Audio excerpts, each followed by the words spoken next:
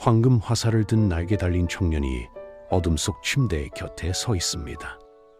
그의 손은 떨리고 있고 화살 끝은 잠든 여인을 향하고 있어요. 그런데 여인이 몸을 뒤척이는 순간 화살이 청년 자신의 가슴을 찌릅니다. 눈을 떠보니 세상에서 가장 아름다운 얼굴이 보였고 그 순간 사랑의 신 에로스는 처음으로 사랑에 빠져버렸어요. 신들에게 사랑의 화살을 쏘던 자가 자기 화살에 찔린 겁니다. 그런데 이 사랑은 에로스에게 축복이 아니라 저주가 됐어요. 질투심 가득한 어머니 아프로디테, 진실을 알면 떠날지 모르는 연인, 그리고 절대 정체를 밝힐 수 없는 운명 때문이었죠. 오늘은 사랑의 신이 왜 사랑을 두려워하게 됐는지 그 비극적인 이야기를 들려드리겠습니다.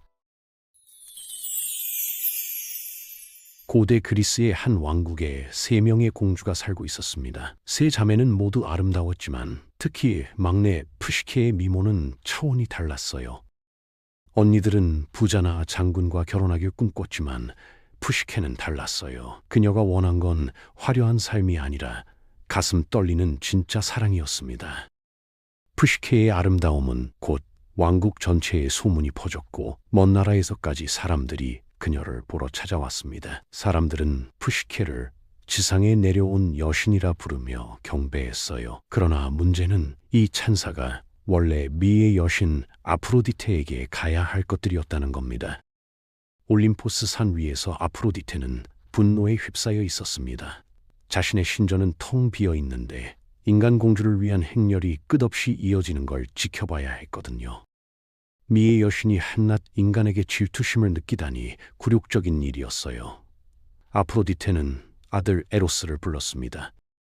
에로스는 사랑과 욕망의 신으로 황금 화살을 맞은 자는 누구든 첫눈에 보이는 존재와 사랑에 빠지게 되는 힘을 가지고 있었죠. 아프로디테의 명령은 단호했습니다. 저 건방진 인간 여자에게 화살을 쏴서 세상에서 가장 흉측한 괴물과 사랑에 빠지게 만들어라. 밤이 깊어지자 에로스는 왕궁으로 날아갔습니다. 푸시케의 방에 몰래 들어가 그녀가 정말 그토록 아름다운지 확인하려 했어요. 침대에 다가간 에로스는 숨이 멎을 뻔했습니다. 푸시케의 아름다움은 상상 이상이었거든요. 어머니가 질투하는 게 당연했어요.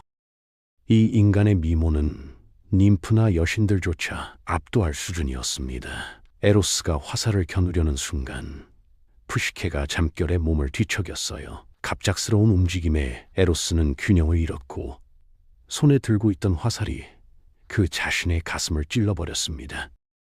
눈을 떠보니 푸시케의 얼굴이 보였어요. 사랑의 신은 자신의 화살에 맞아 인간 여인과 사랑에 빠져버린 겁니다. 에로스는 어머니의 임무를 수행할 수 없었어요. 사랑하는 여인에게 저주를 내릴 수는 없었거든요. 그는 푸시케를 해치지 않고 조용히 궁전을 떠났습니다. 하지만 이 순간이 에로스에게는 축복이 아닌 두려움의 시작이었어요. 그는 신이었고 푸시케는 인간이었습니다. 어머니 아프로디테가 이 사실을 알면 푸시케를 파멸시킬 게 분명했거든요. 푸시케는 자신에게 무슨 일이 일어났는지 전혀 몰랐습니다. 하지만 이상한 일이 벌어지기 시작했어요. 시간이 지나도 푸시케에게는 구원자가 나타나지 않았거든요. 언니들은 귀족 남성들과 결혼했는데 가장 아름다운 푸시케만 홀로 남았습니다. 왕은 걱정이 되어 델포이 신탁을 찾아갔어요. 아폴론 신의 대답은 충격적이었습니다. 공주는 날개 달린 사악한 존재와 결혼하게 될 것이니 신부 복장을 입혀 절벽 끝에 버려두라는 거였어요. 그 괴물은 신과 인간 모두에게 상처를 주는 것을 즐기는 자라고 했습니다. 사실 아폴로는 에로스를 가리킨 거였어요. 아폴로는 에로스에게 앙심을 품고 있었거든요. 과거에 에로스가 장난으로 쏜 화살 때문에 이루어지지 못할 사랑에 빠진 적이 있었습니다. 그래서 일부러 에로스를 괴물처럼 묘사한 거죠. 왕은 눈물을 흘리며 신탁을 거부하려 했지만 질투심 가득한 언니들이 부추겼어요. 신의 뜻을 거역하면 왕국 전체에 재앙이 닥칠 거라면서요. 결국 푸시케는 신부 드레스를 입고 절벽 끝으로 끌려갔습니다. 결혼 행렬이라기보다 장례 행렬에 가까웠죠. 절벽 끝에 홀로 남겨진 푸시케는 눈을 감았습니다. 그때 부드러운 바람이 불어왔어요. 소풍의 신 제피로스였습니다. 바람은 푸시케를 하늘로 들어올려 어딘가로 데려갔어요. 푸시케가 눈을 떴을 때 그녀는 꽃이 만발한 아름다운 정원에 있었습니다.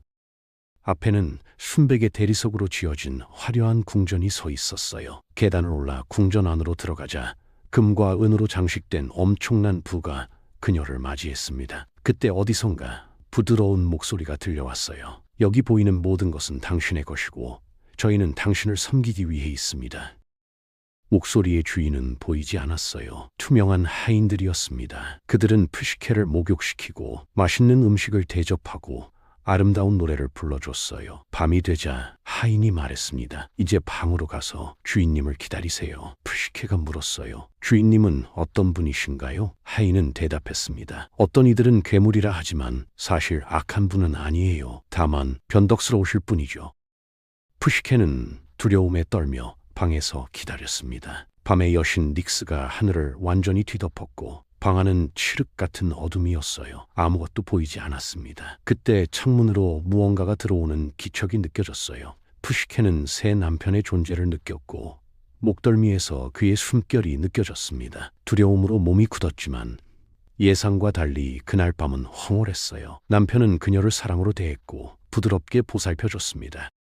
아침이 밝았을 때 남편은 이미 떠나고 없었어요. 어둠 속에서 만났기 때문에 푸시케는 그의 얼굴을 전혀 볼 수 없었습니다. 낮에는 궁전을 돌아다니며 시간을 보냈지만 그 신비로운 남편 생각이 떠나지 않았어요. 밤이 되면 남편이 찾아왔고 둘은 사랑을 나눴습니다. 수많은 밤이 그렇게 지나갔어요. 어느 날 푸시케는 참지 못하고 물었습니다. 당신은 왜 항상 어둠 속에 숨어 있나요? 당신의 모습을 보고 싶어요.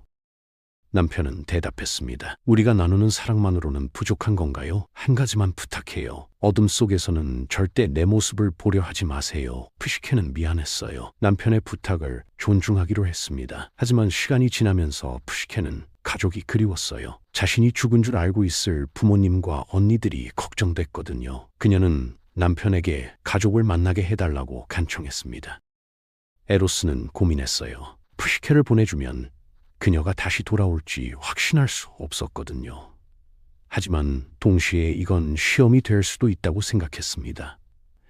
자유를 준 후에도 돌아온다면 그건 진정한 사랑의 증거가 될 테니까요. 에로스는 허락했습니다. 푸시케가 가족을 찾아갔을 때 모두가 놀랐어요. 죽은 줄 알았던 딸이 살아 돌아왔고 가장 화려한 보석으로 치장하고 여왕처럼 보였거든요. 언니들은 질투심에 불탔습니다. 푸시케가 신비로운 남편과 행복하게 살고 있다는 이야기를 믿을 수 없었어요. 푸시케가 아름다운 선물들을 나눠줄 때도 언니들의 질투는 사라지지 않았습니다. 푸시케는 언니들을 궁전으로 초대했고 제피로스가 그들을 데려다 줬어요. 궁전을 본 언니들은 푸시케의 말이 모두 사실이라는 걸 알았지만 이건 질투를 더 심하게 만들었을 뿐이었습니다. 언니들은 푸시케의 마음에 의심의 씨앗을 심었어요. 신탁이 뭐라고 했는지 기억 안 나. 네 남편은 괴물이야. 언젠가 너를 죽일 거야. 이렇게 해. 남편이 잠들면 칼과 램프를 가져와서 그 괴물의 정체를 확인하고 목을 베어버려. 언니들은 떠났지만 푸시케의 마음에는 불안이 자라났습니다. 밤이 왔고 남편은 푸시케 곁에서 잠들었습니다. 푸시케는 칼과 작은 램프를 들고 침대에 다가갔어요. 떨리는 손으로 램프를 들어 올렸습니다. 빛이 남편의 얼굴을 비추는 순간 푸시케는 숨이 멎었어요. 괴물이 아니었습니다. 신적인 아름다움을 가진 젊은 청년이 누워 있었어요. 등에는 순백의 날개가 접혀 있었고 침대 옆에는 황금 화살통이 놓여 있었습니다. 사랑의 신 에로스였어요. 푸시케는 남편의 숨막히는 아름다움에 넋을 잃고 가까이 다가갔습니다. 그 순간 램프에서 뜨거운 기름 한 방울이 에로스의 가슴 위로 떨어졌어요. 에로스는 화상에 놀라 깨어났고 칼을 든 푸시케를 마주했습니다. 그의 눈에는 배신감이 가득했어요. 어떻게 이럴 수가 있어? 내가 괴물이라고 생각하고 목을 베려했던 거야? 푸시케는 울며 용서를 빌었어요. 용서해줘요. 실수였어요. 우리 다시 시작할 수 있어요. 에로스는 고개를 저었습니다. 난 단 한 가지만 부탁했어. 그런데 넌 지키지 못했어. 다시는 날 볼 수 없을 거야. 에로스는 창문 밖으로 날아갔습니다. 푸시케는 그를 따라 뛰어내렸지만 붙잡을 수 없었고 땅에 떨어졌어요. 몸의 상처는 가벼웠지만 마음은 완전히 부서졌습니다. 푸시케의 언니들은 그녀가 돌아왔다는 소식을 듣고 절벽으로 달려갔어요. 서풍이 자신들도 그 화려한 궁전으로 데려가 줄 거라고 기대했거든요. 제피로스가 불기 시작했고 언니들은 바람 속으로 몸을 던졌습니다. 하지만 제피로스는 그들을 받아주지 않았어요. 두 언니는 절벽 아래로 떨어져 죽었습니다.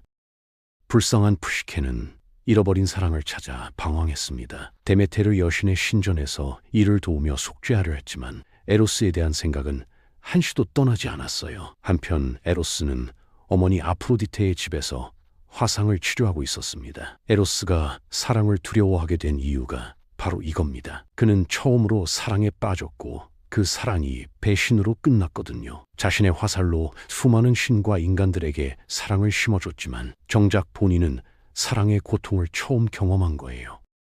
사랑의 신조차 사랑 앞에서는 상처받는 존재였습니다. 에로스는 깨달았어요. 사랑은 달콤하지만 동시에 가장 깊은 상처를 줄 수 있다는 걸요. 그래서 그는 사랑을 두려워하게 됐습니다. 신뢰가 깨지면 사랑은 독이 된다는 걸 뼈저리게 느꼈으니까요. 이것이 바로 사랑의 신이 사랑을 두려워하게 된 충격적인 이유입니다.